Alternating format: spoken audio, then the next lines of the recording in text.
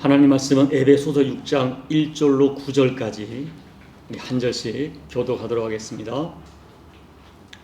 자녀들아, 주 안에서 너희 부모에게 순종하라. 이것이 옳으니라. 내 아버지와 어머니를 공경하라. 이것은 약속 있는 첫 계명이니 이로써 내가 잘되고 땅에서 장수하리라.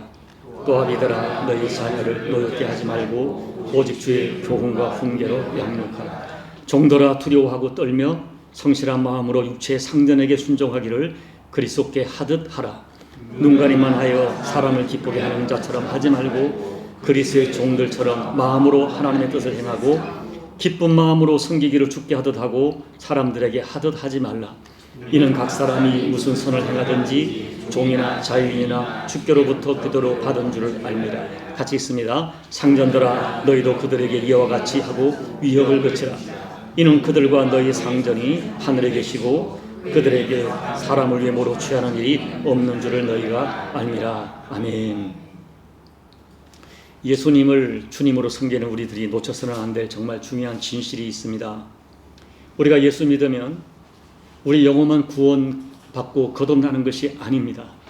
우리가 말하는 구원은 영혼의 구원만이 아니라 전인적인 구원이고 특별히 관계의 구원을 반드시 동반합니다. 하나님과의 관계의 구원, 그리고 모든 인간관계의 구원을 포함합니다. 가장 가까운 부부 관계가 거듭나고 부모와 자녀 관계가 거듭나고 교회, 학교, 직장 모든 공동체 인간관계에 거듭남의 증거가 나타납니다. 물론 사람마다의 정도의 차이는 있지만은 그 거듭남의 증거가 드러나는 것이죠. 특별히 그리스도인의 인간관계는 사랑으로 일하고 하는 어떤 특별한 요소로 드러납니다. 그와 같이 정상적인 사랑으로 나타나는 마음 상태를 우리는 존중이라고 부릅니다. 이 존중이라는 헬라어 단어는 티미입니다. 이 티미의 가장 단순한 문자적 의미는 중요하게 생각한다는 뜻이죠. 헬라 사람들은 티미하면 금을 떠올렸다고 그래요. 금처럼 귀중하고 소중한 것. 금을 그 값어치에 맞게 귀하게 대우한다는 의미죠. 그래서 존중에 이어지는 파생의 의미는 진가를 인정한다, 우호적으로 대우한다, 귀하게 대접한다 등등의 의미가 있습니다. 사랑하는 여러분, 하나님께서는 인간을 아주 존귀하게 창조하셨어요. 우리 인간을 창조하실 때 인간은 하나님을 사랑하고 순종하며 예배하는 존재로 창조했습니다. 하나님께서는 지극한 사랑으로 인간을 보호하시고 다스리시고 인간은 하나님께 지극한 사랑으로 반응하며 순종하는 관계로 창조하셨습니다. 이렇게 사랑하고 순종하는 관계를 존중이라고 표현합니다. 그리고 우리 인간은 하나님을 진실로 존중하며 살 때 행복하도록 창조되었습니다. 그리고 하나님께서는 그와 같이 하나님을 존중하는 마음을 가지고 인간들이 서로 존중하며 사랑하도록 창조했습니다. 아담과 하와가 이러한 하나님의 의도대로 내 뼈 중에 뼈요 살 중에 살이라고 고백하며 서로를 존중하며 살았습니다. 그러나 그토록 아름다웠던 존중의 관계가 아담과 하와가 범죄함으로 깨지고 말았습니다. 안타까운 것은 하나님과의 이 존중의 관계가 깨지면서 모든 인간관계의 존중이 급속히 깨집니다. 이 존중의 반대말은 헬라어로 아티미아입니다. 이 말의 뜻은 흔하게 여기다, 천한 것으로 취급하다, 함부로 대한다 하는 뜻이 있어요. 사탄은 인간관계를 자꾸 아티미아로 만들어갑니다. 그래서 순종할 사람을 순종하지 못하게 하고 사랑할 사람을 사랑하지 못하게 하고 존중할 사람을 미워하게 합니다. 그 결과로 창세기 3장 이하에서는 부부관계 존중이 깨집니다. 창세기 4장에 넘어오면 형제와 형제 존중이 깨지고 6장에 넘어오면 남녀관계 존중이 깨집니다. 9장에서는 아버지와 아들 관계 존중이 깨지고 11장에 넘어오면 종족과 종족, 민족과 민족 사이의 존중이 깨지는 모습을 기록하여 보여주고 있습니다. 그러나 여러분, 예수님의 십자가는 모든 깨어진 것을 회복하는 능력이고 죽어있는 것을 살려내는 생명이에요. 예수님이 십자가에 운명하는 그 순간 다 이뤘다 말씀하시고 숨을 거두실 때 성전 휘장이 위로부터 아래까지 찢어졌어요. 이것은 뭡니까? 죄로 인하여 막혀졌던 하나님과의 관계가 예수의 십자가로 회복된 거예요. 여러분, 십자가는 하나님이 인간을 얼마나 존중하시는지 절정의 표현이에요. 내가 생명을 줄 정도로 너를 사랑한다, 존중한다. 하나님의 아들이 피를 흘려서 우리를 구원하시는 십자가는 그 자체가 우리 인간을, 나를 얼마나 존중히 여기시는지 하나님의 존중하는 사랑의 절정의 표현이죠. 우리 그리스도인은 하나님으로부터 상상을 초월하는 존중의 사랑을 받았습니다. 죄인이 의인이 되고 사단의 종으로 살던 인간이 예수를 주라 부르는 하나님 나라 백성이 되고 하나님을 아빠 아버지라 부르는 자녀의 영광스러운 권세, 영원한 천국을 상속받는 권세를 가지게 되었습니다. 상상을 초월하는 존중의 은혜죠. 우리의 연약한 이 지성과 이성으로 감히 이해할 수 없는 존중의 은혜를 받았습니다. 그러므로 여러분, 우리가 진정한 믿음으로 십자가 대속의 복음을 받아들이고 예수를 영접하여 거듭나면 우리에게 가장 먼저 찾아오는 것은 놀라울 정도로 높은 영적 자존감입니다. 교만이 아니고요. 하나님의 나의 존재 가치를 이렇게 보시는구나. 십자가에서 생명을 줄 정도로 나를 존중하시는구나. 이 진리를 믿음으로 받으면 부유에 처해도 교만하지 않고 빈궁과 가난에 처해도 이 뭔가 열등 낮은 자존감으로 살지 않습니다. 자기 자신을 진심으로 존중히 여기면서 나에게 존재하는 외적인 요소로 말미암은 열등감과 낮은 자존감이 사라져 버립니다. 그리고 그때 또 하나의 진실한 현상이 나타나요. 십자가에서 하나님의 존중을 믿음으로 받은 사람은 자신을 존중할 뿐 아니라 하나님과 이웃을 존중하는 관계 회복이 필연적으로 일어납니다. 거듭 말씀을 드리죠. 복음이란 것은, 믿음이란 것은 단순히 나 하나 제사함 받았다, 그걸로 끝나는 수준이 아니에요. 진짜 복음을 경험하면 나와 하나님과의 관계, 그리고 내가 지금 맺고 있는 모든 관계의 거듭남의 모습이 나타납니다. 물론 우리가 여전히 이 원죄의 성향이 살아있는 불완전한 육을 입고 있기 때문에 여전히 불완전하고 연약하지만 그럼에도 불구하고 이 관계 회복이 일어나는 거예요. 하나님께서는 우리 인간들이 서로 관계를 맺으며 살도록 창조하셨고 그 관계를 연결하는 매우 중요한 원리가 존중의 원리입니다. 이 존중의 원리가 거듭나면서 회복되는 거예요. 그런데 안타깝게도 어떤 성도들은 십자가 대속을 받았다, 나는 하나님의 자녀가 되었다 라고 얘기하는데 여전히 관계 회복이 일어나지 않습니다. 안타깝게도 요즘 현대에는 공경, 존중, 존경이라는 단어를 사용한 사람이 찾아보기가 힘든 세상이 되었습니다. 우리 주변을 보십시오. 우리 현실을 보십시오. 가정과 교회, 사회 전체의 인간관계 질서와 권위와 존중이 무너지고 무시되고 거부되고 왜곡된 시대를 살고 있습니다. 여러분, 이 모든 현상을 우리는 단순히 사회 현상으로 보는 것이 아니라 영적인 현상으로 해석할 수 있어야 됩니다. 배후에서 하나님의 창조 질서를 거부하고 무너뜨리는 어둠의 세력이 있다는 이 영적인 현실을 정확히 여러분이 분별해야 돼요. 분명히 말씀드리는 것은 존중과 질서와 권위가 무너진 공동체는 하나님의 의도하신 공동체가 아니라는 거예요. 그리고 너무나 속상하고 어처구니 없는 것은 세상 사람들이 교회를 싸우는 집단으로 하는 것입니다. 사람이 싸울 때 그러죠. 왜 싸워? 여기가 교회인 줄 아냐고. 우리 그런 얘기 많이 들었습니다. 어떻게 이런 일이 벌어지는 것일까요? 성도들이 십자가 복음을 모르는 것일까요? 아닙니다. 정확히 진술합니다. 구원받았다, 난 천국 간다, 진술합니다. 교회에서 구원의 확신이 있으면 천국 간다고 가르쳐 왔습니다. 너무나 잘합니다. 그렇다면 왜 그렇게 귀중한 존중의 복음을 가진 사람들이 이 관계의 거듭남과 하나님의 영광을 가려는 일을 반복할까요? 그 이유는 무엇일까요? 저는 그 이유가 하나라고 생각합니다. 교회는 다니지만 예수님을 진짜로 믿지 않기 때문입니다. 거듭나지 않았기 때문입니다. 아니면 거듭났지만 아직까지도 예수님이 내 마음의 주인이 아니에요. 이게 육적인 신자죠. 여러분, 우리가 정말 예수를 믿고 거듭나서 우리 안에 예수님을 주님으로 모시면 내 안에 계신 예수님 때문에 그렇게 살 수 없습니다. 견디지 못합니다. 내가 불편해서 살 수가 없습니다. 내 안에 계신 주님이 나를 격동하기 때문입니다. 그러므로 사도 바울은 우리에게 어떤 도전을 던져요. 우리는 정직하게 나의 믿음을 점검해 봐야 됩니다. 자, 고린도후서 13장 5절 같이 읽어볼까요? 너희는 믿음 안에 있는가? 너희 자신을 시험하고 너희 자신을 확증하라. 예수 그리스도께서 너희 안에 계신 줄을 너희가 스스로 알지 못하느냐? 그렇지 않으면 너희는 버림받은 자니라. 사랑하는 여러분, 다시 말씀을 드립니다. 구원은 회복이에요. 하나님의 의도와 창조하신 창세기로의 회복이에요. 아담과 하와의 범죄로 잃어버렸던 창세기 2장으로의 회복이에요. 우리가 불완전한 육체를 입고 있기 때문에 주님 오실 때에 우리 육체가 완벽하게 회복되는 그날까지 불완전하겠지만, 그럼에도 불구하고 부인할 수 없는 진실, 구원받은 사람에게 현저하게 관계 회복이 일어납니다.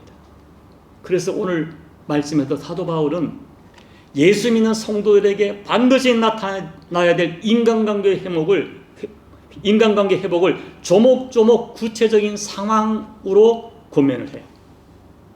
그 회복을 이루는 중심 개념이 뭐냐? 존중입니다. 그렇다면 구원받은 우리에게 반드시 나타나야 될 존중, 어떤 관계, 어떤 현장에 나타나야 될까요?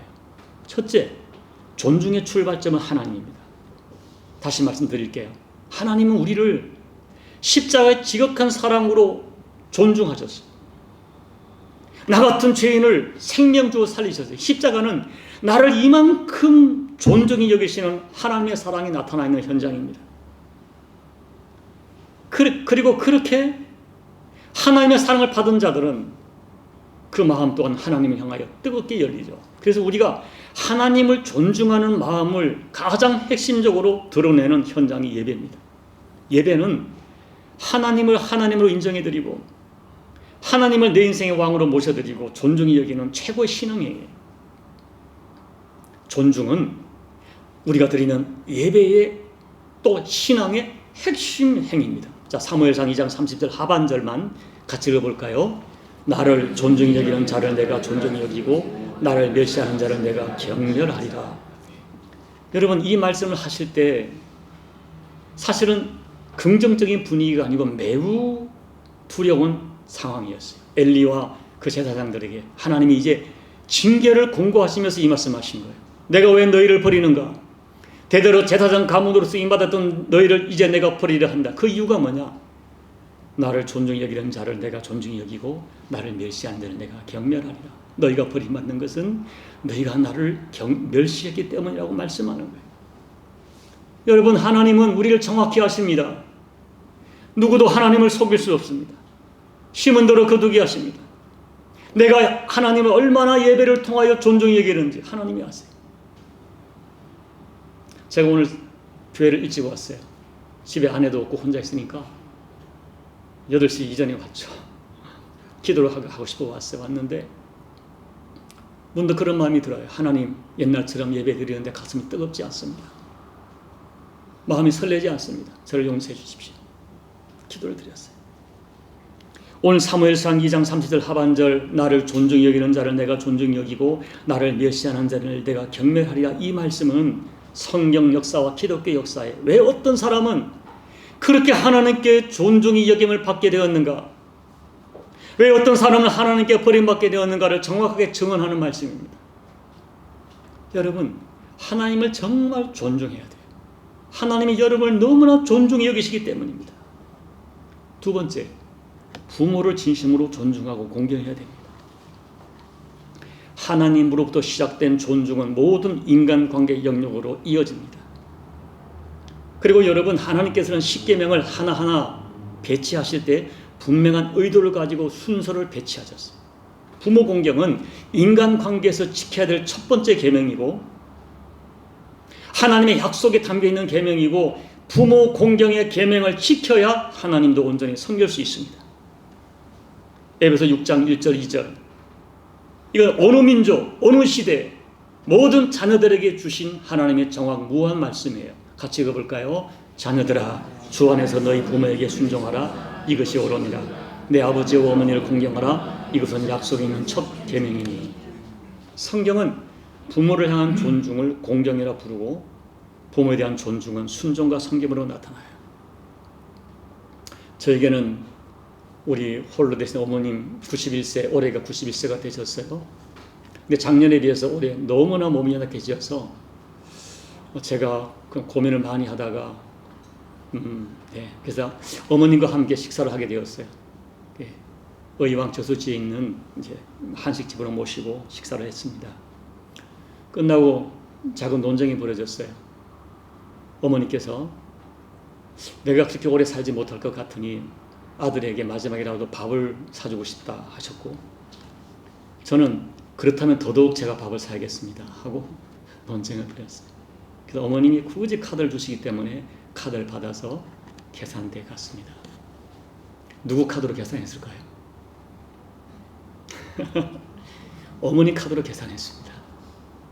어머님이 사주는 밥을 먹고 싶었어요. 부모 공경은 하나님께서 우리 인간관계에 제1번호 주신 삶의 절대 질서입니다. 그리고 부모 존중은 하나님의 축복의 약속에 담기는 절대 계명이에요. 부모에 대한 존중이 없는 사람과 공동체는 하나님의 약속에 담기는 복을 기대할 수 없습니다. 셋째, 성경은 부부 관계에서 존중을 강조합니다.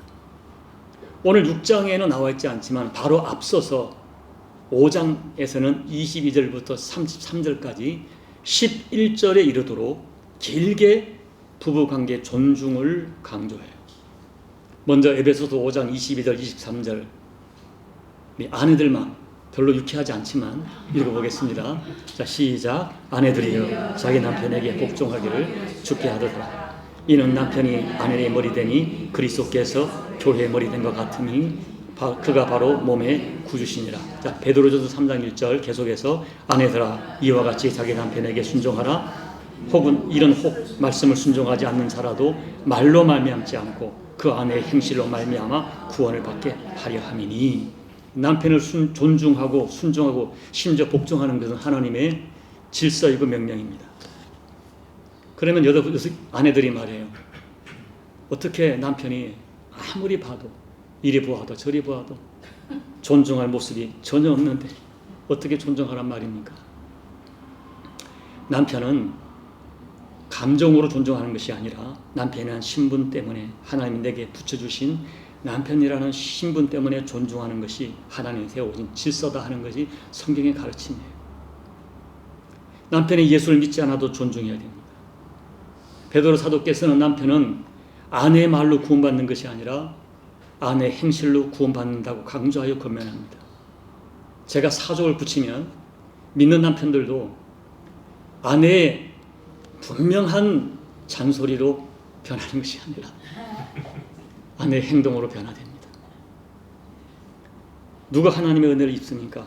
하나님 말씀대로 혹 내 감정이 허락하지 않아도 말씀의 원리를 지킬 때 하나님의 은혜를 베풀어 주십니다. 남자들은요 속물이라 아내로부터 존중이 여김을 받고 싶은 욕구가 있어요. 직장에서 사람들에게 무시를 당하고 사회에서 사람들에게 무시를 당해도 집에 오면 아내가 인정해주면 세상에 힘이 납니다. 반대로 직장과 세상에서 인정받는 사람도 가정에서 아내가 인정해주지 않으면 힘이 나지 않습니다.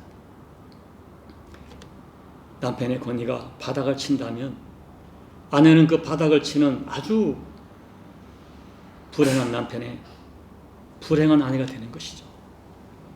남편을 존중하는 것이 나를 존중하는 것입니다. 그리고 성경은 남편들에게 아내를 극진히 존중해야 것을 명령합니다. 자, 에베소 5장 25절 남편들만 읽습니다.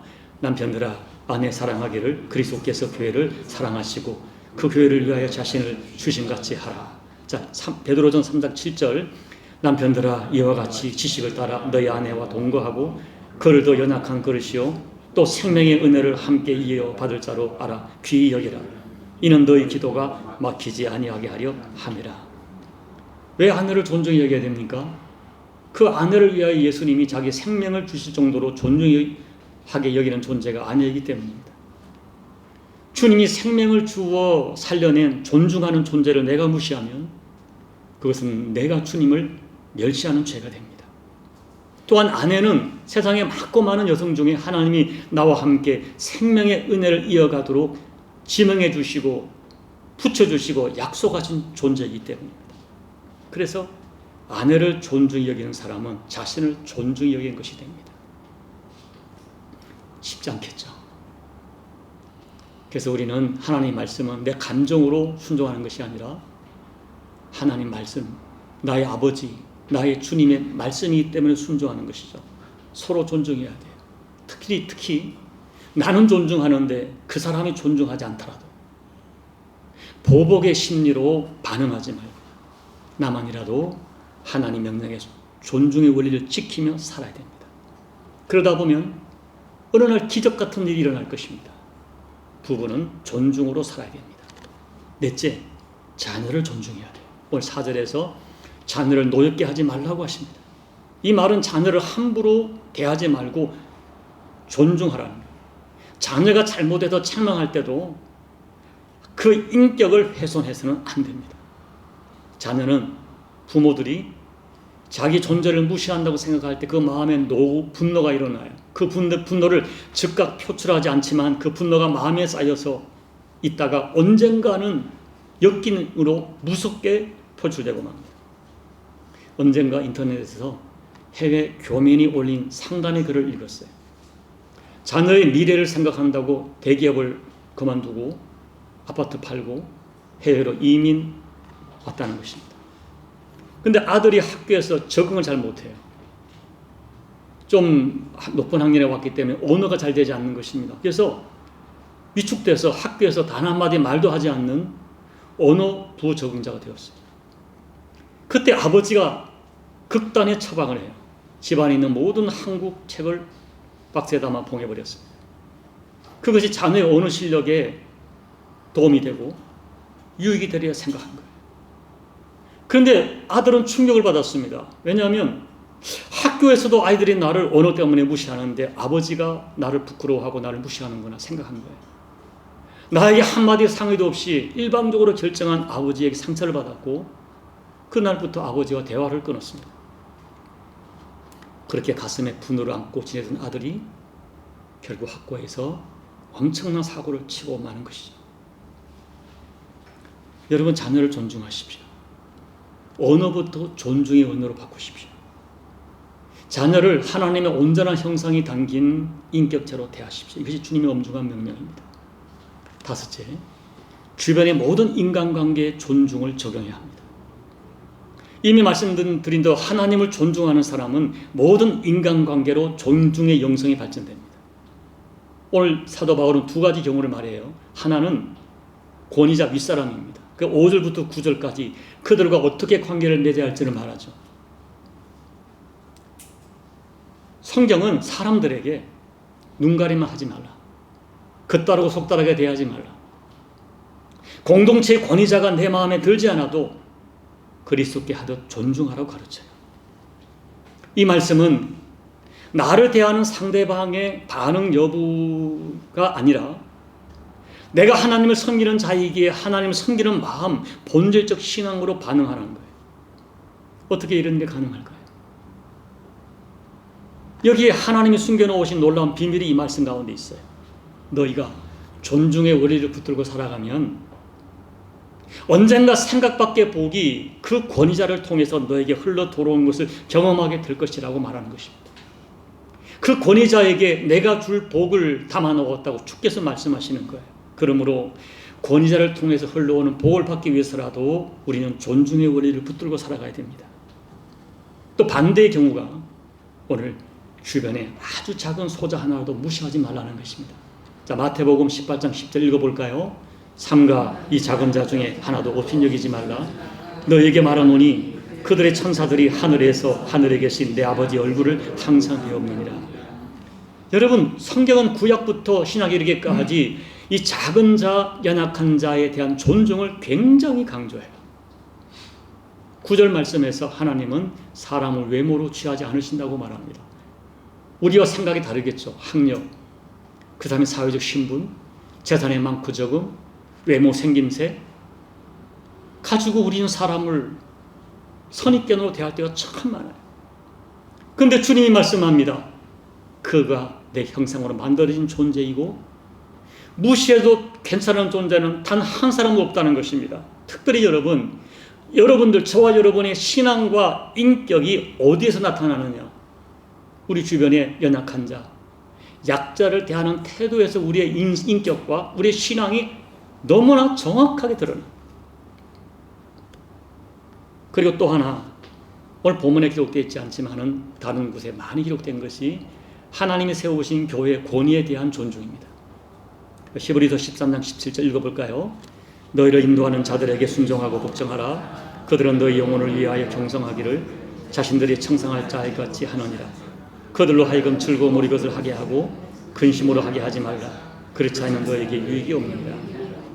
여기 너희 영혼을 위하여 경성하는 권위자, 그들에게 존중하라고 얘기합니다. 여러분, 목사인 제가 이 말씀을 드려 죄송하지만 여러분이 받을 은혜를 위하여 말씀을 감히 두려운 마음으로 전합니다. 제가 이번에 5년 만에 한국에서 처음 간증을 한번 하고 또 교회에서 설교를 했습니다. 제가 한국으로 가기 전에 제가 있던 교회 세종함께 선교부에서 초청이 왔어요. 목사님 이번에 오시면 선교부 분기별 기도회에 많은 선교사들과 선교 지망생들이 참석하는데 컨셉이 간증입니다.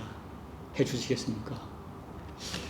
여러분, 지난 5년 동안 저는 어떤 요청에도 설교 요청도 받지 않았고 또 초청하는 자리도 많지 않았어요. 제가 어려움을 당하고 나서. 그래서 저는 주일이면 일부러 기도원에 가서 금식을 하며 지냈습니다.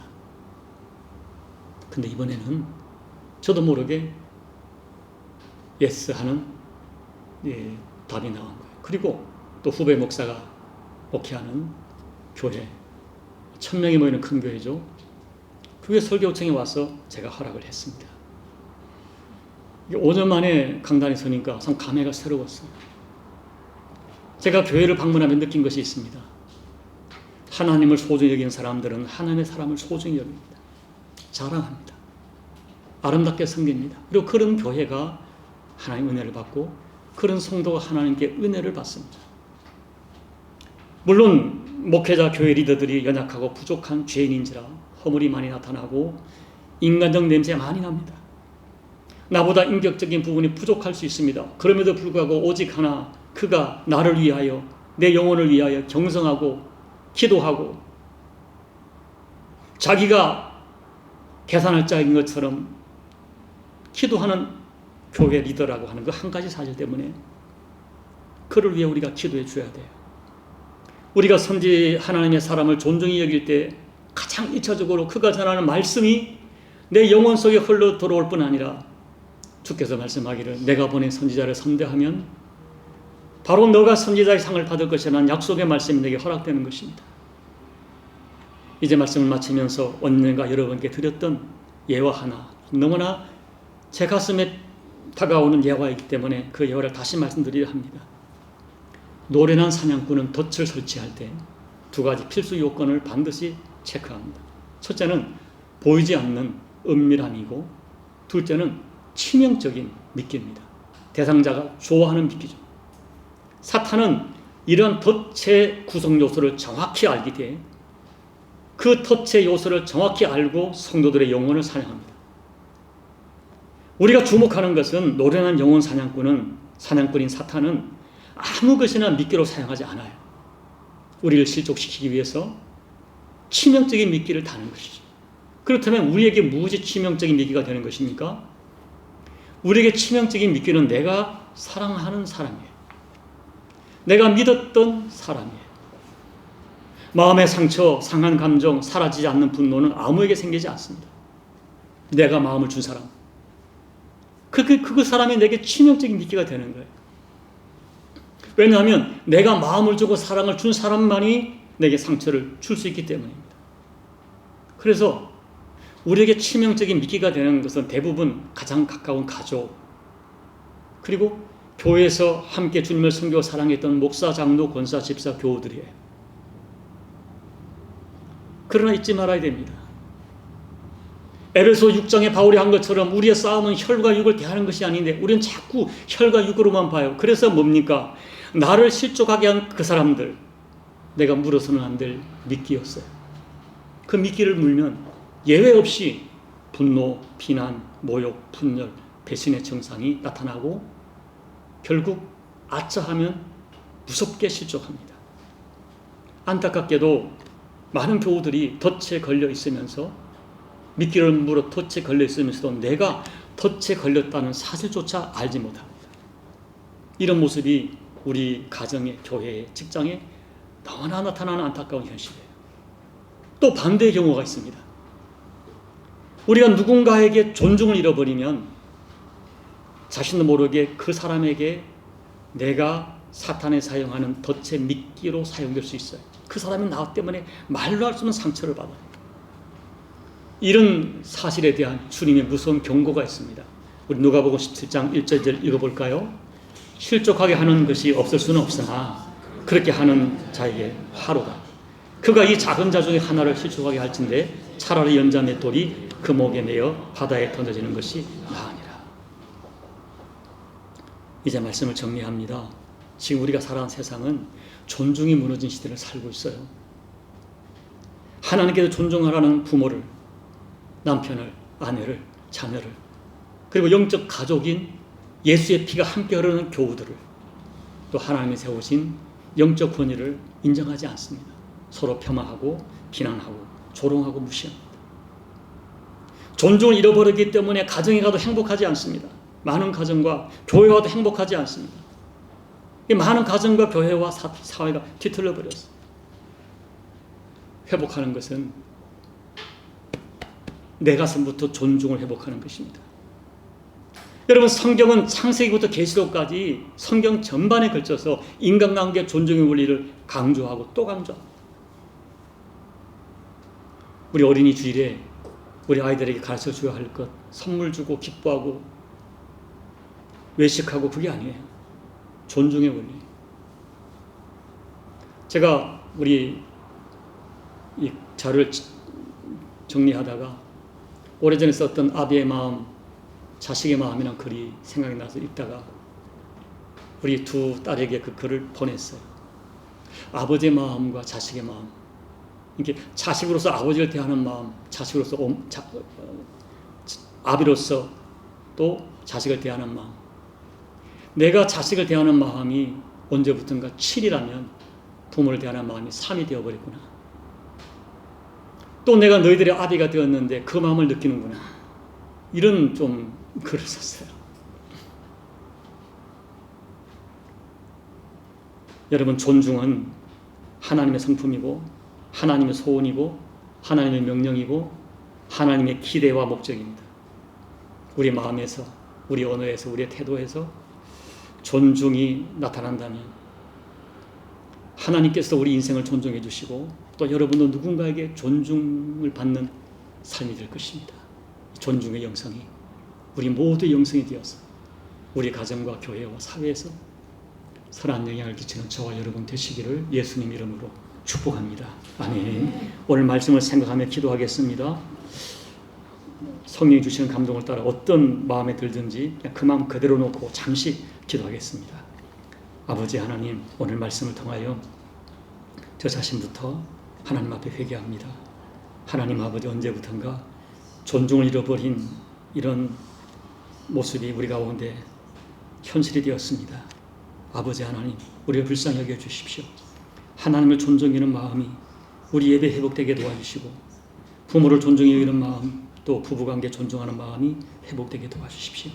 그리하여 나 또한 하나님께 존중의 여김을 받고 주님이 나를 사랑하시되 십자가의 사랑을 존중하시는데 하나님, 우리가 존중의 영성을 본받아 하나님과 이웃을 사랑하는 존중하는 사람이 되어져서 어디를 가든지 사람들에게 화평과 그리스도 예수의 복음을 삶으로 증언하는 저희가 될 수 있도록 은혜 베풀어 주옵소서. 아버지 하나님, 고맙습니다. 오늘 가정에 대한 첫 주 어린이 자녀주일을 맞이하여 말씀을 전했습니다. 하나님 우리에게 원하시는 것, 하나님이 나 같은 죄인을 얼마나 존중하셨는지 십자가에서 목숨을 주실 정도로 피 흘려주실 정도로 존중하신 그 사랑을 저희가 받았습니다. 그 사랑을 간직하며 평생 하나님을 존중하며 예배로 존중하며 헌신으로 존중하여 내가 하나님의 사랑한 삶을 증언하게 도와주시고 그 큰 존중의 사랑을 받았으니 하나님, 존중이 나의 작은 용성이 되고 성품이 되어서 부모를, 남편을, 아내를, 자녀를, 또 영적 가족인 교우들을, 영적 리더들을, 또 이 사회에 어떤 특별히 있는 사람들을 아버지, 우리가 존중한 영성으로 살다가 내 주변을 살려내는 우리 모두가 될 수 있도록 은혜 베풀어 주옵소서. 예수님 이름으로 간절히 소망하며 기도하옵나이다. 아멘.